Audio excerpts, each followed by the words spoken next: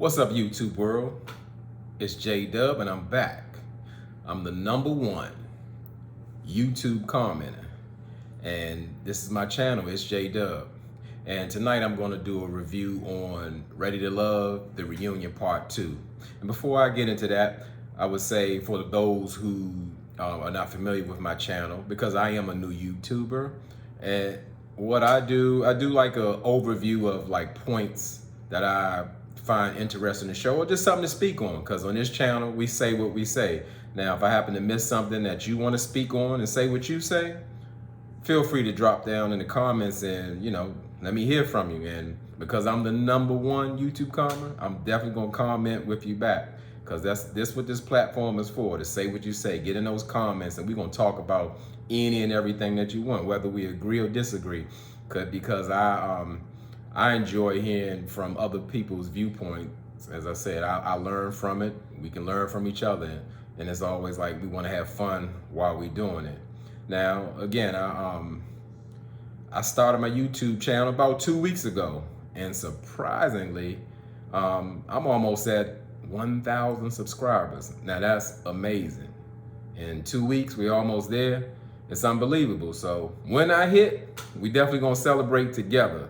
So look out for a new live. I don't know how it's gonna turn out, because it'll be my first live, but we're gonna see what it do and celebrate together for the 1,000 subscribers, because it's coming. I mean, y'all outdid yourself and showed out with support, and it's unbelievable. So there's nothing in me that don't believe that we get ready to hit this real soon. So this reunion, I would say it brought more than the first one. But instead of the reunion part 2, I always renaming shows what I thought, or what was the overall view of it. I would call this the breaks, because I mean they took so many commercial breaks. I mean, when we was like really getting into it, they go to a break. I'm like, oh, come on now. I mean, it was ridiculous. They need to make the show 2 hours, like Married at First Sight or something, because the breaks was just too much. And it brought more than the first one, but I still expect a little bit more. And I mean, I normally don't write a whole lot of notes. I definitely wrote a lot of notes this time. So the show started out with Troy, and just showing up how his character showed up on video. He was very deflective, and it just showed Troy passing out trips, want to kiss on everybody. Tom even went as far as to make a poll like, how many y'all Troy kiss? How many y'all Troy passed trips out to, and all that stuff. And then, it was overwhelming that overeating kissed over half of the cast, and promised 3 ladies, trips. And when it was brought to the front, Troy's still just deflecting. He don't want to take accountability. He want to dodge. It reminds me of, I don't know, like a salesman or a witness on the stand. And a witness on the stand he was. Amber, the district attorney, got on him, and he was squirming up there, but she wasn't going for it. She was like, well, you talking about this ain't a part of your character, but you stated that, hey, this is your signature move, so why would you say that if that's not a part of your character, if you're so forgetful? And then, he played just like the victim, or he played just like witness those things, like I'll confess to that crime, and just went along with it just to get out of it. But I'm glad somebody held him accountable, even though he didn't accept it. He was really called out, and I was glad to see that. And I was really looking for backstories for like other contestants got really put off, and then they brought up Andrea. Surprisingly, all they had to do is all they talked about, or even made unseen footage of her lost cat. And I'm like, why? I mean that's all we can get, or we can give. I'm sure y'all didn't hail something juicier, or something with some more information other than talking about her cat. And it was no purpose even to bring her. We could have brought anybody up from there. And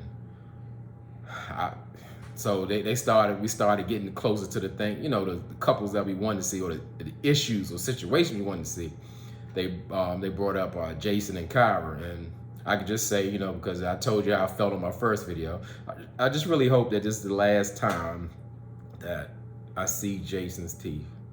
because I can't take it no more. I can't, and I'm not a person who's into spoilers. Like, oh yeah, did you hear the interview and did you see the live and all that? I don't really get into all that. I like to look at the show for what it is and accept the information that I get and go from there. But I did hear like, oh, Jason got his teeth fixed and it looks a lot better. I didn't see no teeth fix, you know. All I saw was the teeth and the tennis bracelet with the matching choker. That's all I saw. I ain't seen none of that.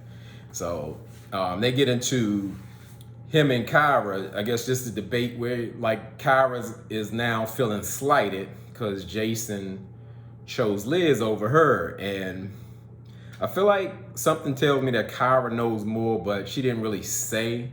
But she tried to kind of call Jason out for like, hey, you wanted me to make a decision down at the ranch, but I didn't. But you kind of put it out there like you were so connected with Liz and you know, from day one and all that. And to me, it never came off. I didn't think anything different that if Kyra would have said, Jason, okay, let's do this. I'm ready to be with you. Let's try this.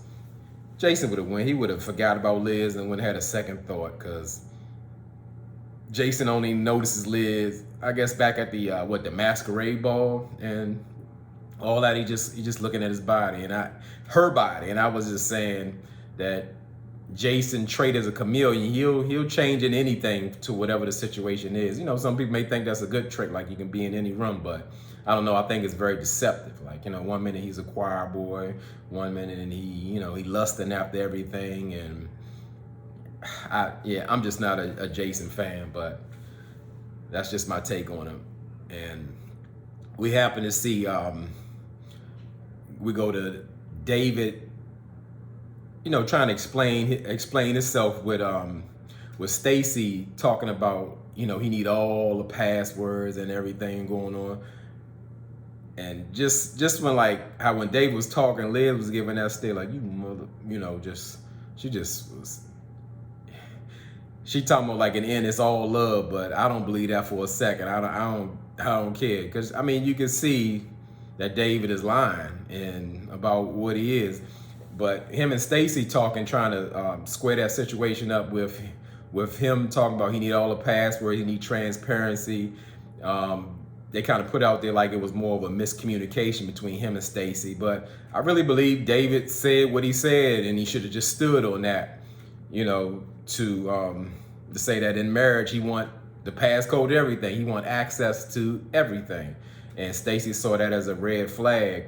And surprisingly, I thought Stacy articulated her feelings like very well. You know, I was really surprised. It was easy to understand. And, you know, it just felt like she was telling the truth. So I really enjoyed to see that, because David, to me, really never does that. He's always ducking, dodging. And what I can say about David, what I noticed, it looked like he got his eye lift, that Forrest Whitaker eye. It looked like it was like kind of open and brighter this time. So he must have had some work done too.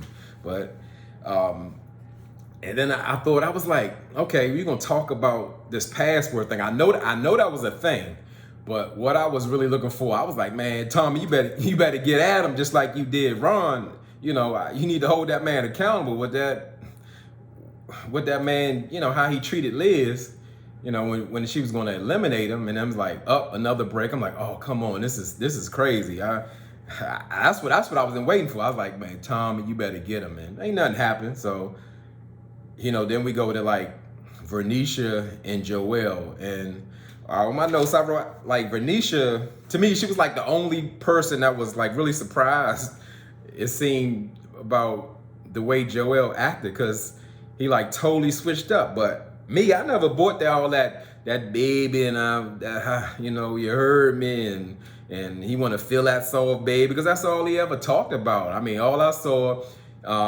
when speaking about her, he was talking about her attributes as, I guess, being strong, or if she's a single mother and she held everything down and was still a successful businesswoman. But I never heard anything he talked about Vernisha in the sense of like, you know, you make me smile. I like our communication. I feel like I can build a life with you. I didn't hear none of that. I just like how soft that baby feel, and she's a strong woman. And to me, that just wasn't enough. So I didn't ever think he made it clear like why he wanted Vernisha. So I wasn't shocked when he switched up for her. And then he was like, he really was like gaslighting her on the situation, just making her think like she crazy, because I mean, she flat out said that Joelle and her had a discussion where they are supposed to be dating exclusively, but at the same time, he said he liked to be friends with all the little babies and talk with them, and even going out like with frickin' frat. And Vernisha was like, yeah, he was hanging out more with Stacy and Chris Anthony than he was hanging out with me. And that just didn't, I mean, and it makes sense. Well, it made sense to me, because then when what really like made me understand the situation, she was like, we stopped being intimate and everything. I was like, oh, okay. That was it. Joelle got what he want. He wasn't trying to invest in no relationship or no future. He trying to see what all the little babies do and be good friends with them and hang out with them and have a good time.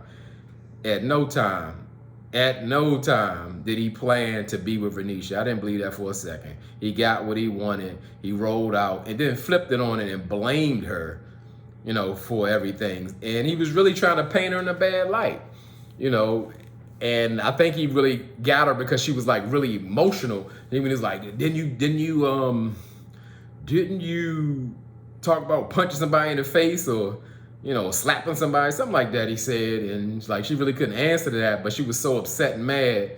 So it made it look like, oh, maybe she is a little crazy, or maybe she's a little clingy or possessive and all of that. But either way, I still believe, I believe Vernisha. He definitely played her out and everything. And then like when the rumors came up, when like Stacy was trying to push up on Joelle, Stacy, you know, she giving that face.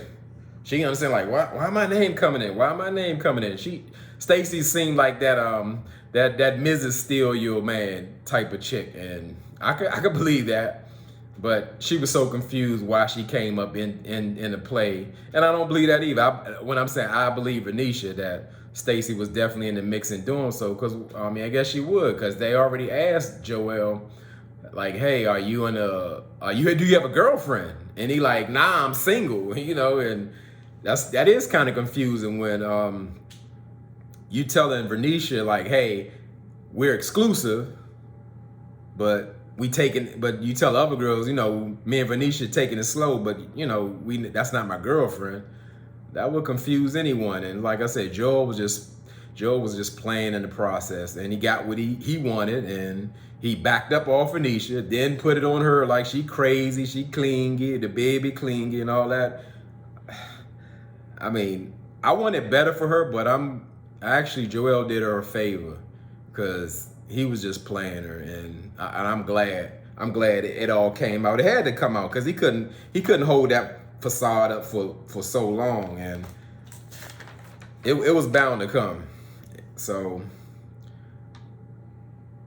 I would say now with if Vernisha would have stayed with him, I mean, she'd just been in a world of pain, a world of hurt. And what I didn't like, and it was really like, it came out of nowhere. Dietrich was like trying to kind of like push Vernisha back to Joelle. It's like, yeah, y'all was so beautiful together. I mean, y'all was doing it. Even Tommy had put it in there. You know, I thought y'all the couple to make, can we bring it back together? And sometimes that confused me, because people do that. I don't know if people are coming from a genuine place. So if Dietrich want to put them back together, and because what I saw, it didn't look like something you would want to put back together. Either people want to make peace, or they okay with you being in something that's dysfunctional and toxic, you know? Let me know what y'all think about that, because that part I'm really not sure. I don't know if that was genuine or what. I mean, because Dietrich was really pulling for them like that, pulling like too hard. I thought he was going to try to play like the crying shoulder, because, I mean, when Vernisha and Dietrich went on their date, I mean, she saw through his BS like quick. I mean, she broke him down at the table. We had him like a little scared kid, and I was just like an unlikely peacemaker. So, like I said, definitely let me know what you think, because I'm not even clear on that about the Vernisha and Dietrich, or him wanting them back so bad. That didn't even make sense to me.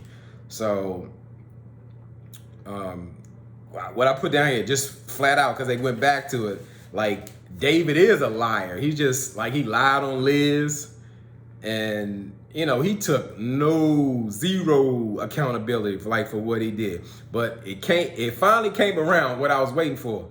Tommy checked David. He got on him. I mean, and he was, David was backpedaling, trying to make it all about this, and Tommy interrupted like, hey, that's not what I asked. Tell me, after you done eliminated like 2 ladies, why you couldn't sit there and take the criticism of what Liz have to say. You like interrupted, won't let her talk. And listen, if you want to, what he tell her? If you want to self-eliminate, I'm the one you need to see.